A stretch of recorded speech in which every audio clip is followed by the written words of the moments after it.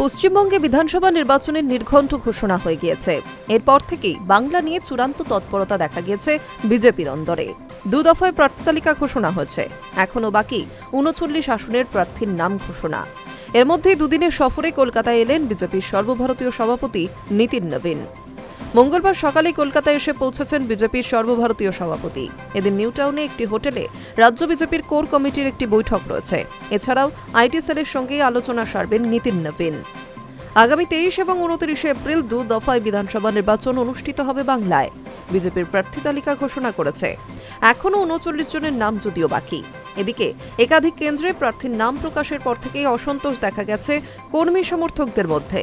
বিক্ষোভ, ভাঙচুর, হাতাহাতির মতো ঘটনাও ঘটেছে। দলীয় কর্মীদের অনেকে অভিযোগ তুলেছেন, কিছু কেন্দ্রে এমন প্রার্থীদের দেওয়া হয়েছে যারা বিজেপিতে থেকেও তৃণমূলকে সুবিধা করে দিতে পারে।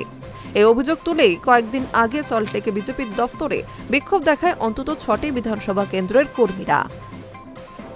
গত রবিবার কেন্দ্রীয় মন্ত্রী জেপি নাড্ডার বাসভবনে বাংলার বাকি আসনের প্রার্থীদের নাম চূড়ান্ত করা নিয়ে একটি বৈঠক হয়েছিল। শীঘ্রই সেই তালিকা প্রকাশ হতে পারে বলেই বিজেপি সূত্রে খবর। অন্যদিকে প্রার্থী ঘিরে অসন্তোষ নিয়ে বিজেপির রাজ্য সভাপতির স্পষ্ট বার্তা, দলের সিদ্ধান্তই চূড়ান্ত।